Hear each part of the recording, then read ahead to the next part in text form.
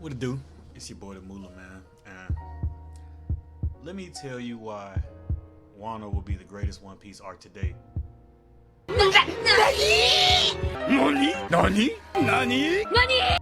For now. Before I tell you all that, don't forget to like, comment, subscribe. You know what I'm saying? Hit that bell icon so you get notified when I start dropping, because I'm about to start consistently dropping. And yeah, let's just get to it. So, if we talk about what Wano has been able to do so far in the story, we talk about lore and world building. We have one of the best, if not the best, villain in Kaido, along with the depth coming along with him. This is literally power scalers heaven. This entire arc has been power scaling heaven. And we got Luffy's rise to that true emperor / pirate king level. So, to start off with the lore and world building, we've gotten a lot of references towards the sun god, Nika, as well as Joy Boy, and seeing that there are things in the world, or things people know in the world, that were not privy to us beforehand. So, like sun god Nika. We knew nothing about this sun god Nika, but since then, since Kaido's reveal of sun god Nika, we've been able to try to, or kind of deduce a lot of different things from that. He was one that freed people. It's kind of brought back up Skypiea, in the sense where Skypiea was, by a lot of people, looked at as one of the worst arcs of One Piece, but now it's looked at as one of the most important pieces. You look at different videos being put out in the community on what people have been able to talk about now based on the sun god Nika reveal, and that seemed completely irrelevant to what was going on, considering who was fighting Jinbei and he was just talking. You know what I'm saying? But we got that. We got Kaido talking about, you must not be Joy Boy. We have Momonosuke saying, oh, I can't die, when he was reading the journal. So there are a lot of different things going on where it's making us think, okay, what are these characters knowing? Or where do they get this information? How are they pulling these things that weren't available beforehand and showing, and what is Oda trying to tell us in the story? Next, the depth of Kaido. So, well, Kaido in general. Next, we got Kaido in general. So, when Kaido first showed up, he just looked like this big looming threat, just a big brute, and showed up, wiped Kid off the face of the earth, Kid and Killer, put him in jail, boom, done. So, Kaido looks like the narrator said, the strongest creature in the world. But it's starting to turn out that there's a lot more to it than him just being the strongest creature. Kaido's interactions with Yamato. He's been, or we're starting to actually see why Yamato is the way she is, and how restricted Kaido has made her, how his thoughts have been projected on her, or how his personality, I guess, has been projected on her. Even when he said things like, we're meant to rule humans, we're not meant to be friends with them. So in the community, you see a lot of people are starting to lean towards him being the best villain. I wouldn't lean so far as him being the best, but in terms of his threat and his threat ability, he's number one. We saw what he did with the Scabbards.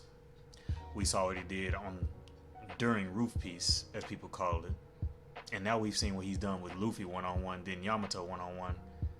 And the Scabbards again, like he pulled up on him and just decimated him. Put that nigga in the dirt. I tell you what. Smoking on Pukalote tonight. I tell you what. Again. So, a lot going on with Kaido. In terms of power scaling, and this kind of ties back in with Kaido too, this has helped my structure a lot, and it's made my structure also a lot more fluid, seeing that some things are constantly changing, such as Luffy. Luffy's been kind of moving up the tier in my power scaling, in my top 20, top 30. Right now I consider him top 10. In terms of Kaido, he's basically solidified himself as number one on my list right now. We got Zoro feats. Zoro fought Killer, and in that fight, I would say that Zoro is the definitive winner, regardless of what Killer has to say afterwards, regardless of if Zoro didn't have his 3 swords like he really wanted to. At the end of the day, Zoro won. And I think if they had, their mind states and their actual weapons completely stacked from the beginning, it would have still turned out the same. I guess mid to high diff, because Zoro still did pass out afterwards. It was due to a sneak attack, but I think Zoro wins that definitively. And then you have also people like Sanji starting to really show us what he's made of throughout post time skip. They've been doubting Sanji, So we look at him now, he's fighting Queen, which is what a lot of people thought he would be doing at the beginning of the arc, but of course we took a lot of detours to get there. And he's talking about how he feels weird after using the raid suit, which to me means nothing, but he's gonna get a power up. Simple as that. We have Luffy, aka Mr. Monkey D himself, the big guy. So with Luffy, we've seen a lot of different moments throughout the arc. We've seen him, for one, attempt to fight Kaido and get put on his ass immediately, effectively, get up out of there. You know what I'm saying? Went to Udon, trained, got a little, we see him buff up a little bit, get a little stronger with Kid, while also seeing him portray more of his captain, his leadership skills. And those are things that I think people sleep on a lot when it comes to post-time skip One Piece. Because pre-time skip, Luffy was the captain, but there was a lot more, it was more of a friendship journey. Post-time skip, I'd say it's definite. You see Luffy's leadership traits, his captain-esque tendencies way more than you would have saw in post-time or in pre-time skip. So with that being said, we get things like Udon where he literally covers everybody and says, this pain ain't nothing. Why are y'all wanting to be, y'all rather be slaves than get your country back? Wraps everybody up. Shows them what they need to do, tells them what they need to do, and then moves on forward. He's been literally molding Momonosuke into the guy who can actually lead Wano. We see Momo, the first time we seen Momo, he was just a kid and he still had some of those samurai traits within him, so he was tougher than the kids, especially with the background and the background that he's had. But he stood in front of people at Udon, made his speech, got all the Udon prisoners to actually follow them. He told Kanjuro, or he told the crew, that he'd be okay. They can focus on getting to Onigashima rather than trying to get him back, because he was gonna make it through. He told Kaido, looked Kaido in the face, and told him, I'm Kozuki Momonosuke, and I'll be the Shogun.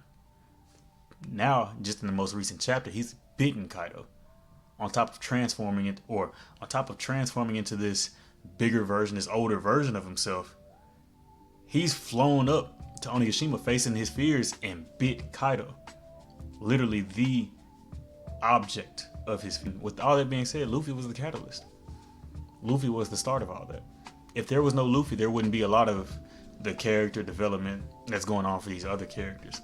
Even in this past chapter, we see, because of the actions Luffy makes, other characters are able to do what they're needing to do to defeat their adversaries. Luffy splits the skies, the moon shines down. Guess what? Sulong formed for Neko and Inu. Now they win their fight. We're not even talking about the flashback that happened or how Yasui died. Because these are things I know that people look at when it comes to the best arcs in One Piece. People look at Marineford, some people Sabo Odi, a lot of people Water 7 and Eni's Lobby with Robin's moment. But a lot of moments have happened in Wano that can bring in these emotional ties. Let's look at how Yasui died. Let's look at how Nami proclaimed Luffy that he's still going to be the king of the pirates no matter what. She thought she was going to die. Like, she thought she was on death's bed at that moment. But she couldn't even bring it out her mouth to say that Luffy wouldn't be who she knew he was going to be. Then we get Odin's flashback and the Legend of Hour, which when you say these things out loud, it seems so much more gruesome than what is portrayed to us through, you know, through the manga panels or through the anime. But he stood an hour in boiling oil, holding up his scabbards, threw them off, and then got shot in the head. People all over Wano watching. This is literally their legend dying in front of them. And just to add even more seasoning into that, we got a Whitebeard versus Roger clash, which we never thought we were going to get. Oda was just giving us shit.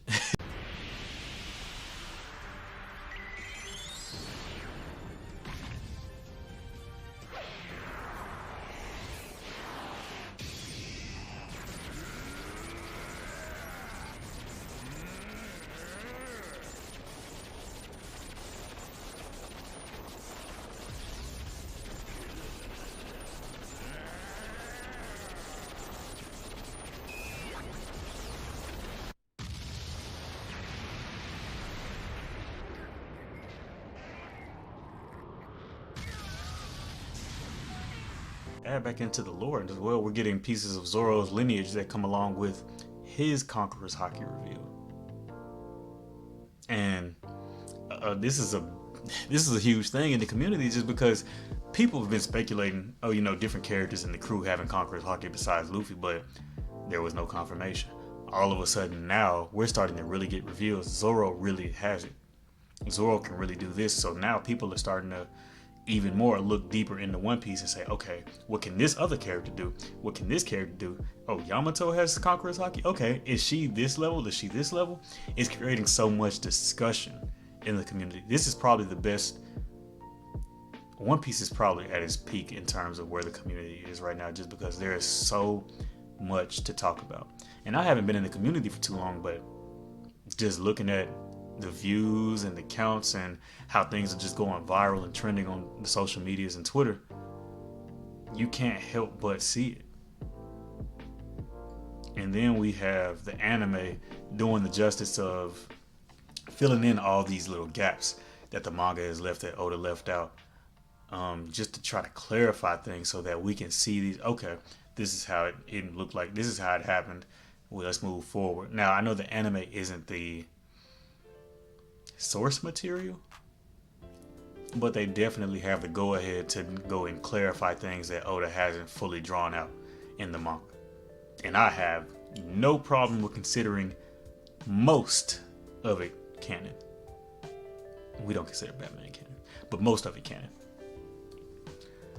And on top of all that, we got the art and animation that has been given us lately, like turning scenes like Kid, Law, and Luffy into this beautiful battle array where it's like, this wasn't that in the manga. Moments like when the Straw Hats pulled up on Onigashima and they took out that whole little battalion of people, and then Luffy tilts the hat. The anime is doing this whole arc complete justice, and I'm pretty confident by the end of the arc there will definitely be a strong case for Wano to be the greatest arc in One Piece to date. But tell me what you guys think. Do y'all think that Wano will end up being the best arc of all of One Piece? Do you think it'll be the best by the end of this arc, or do you think it still falls short of those other arcs that you got ahead of it? Let me know down in the comment section. Let me know how you felt about the video. Let me know if you want to keep seeing these videos. Let me know what type of videos you want to see. And be sure to hit that like, subscribe, and I'll catch y'all later.